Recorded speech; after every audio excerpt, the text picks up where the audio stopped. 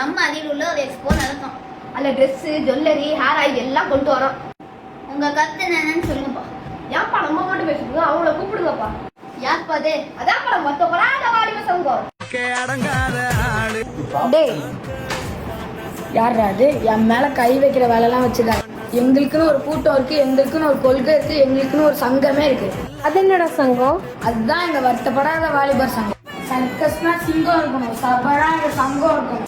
ஆமா, நீங்க cake brand இருந்தே ஆகணும்.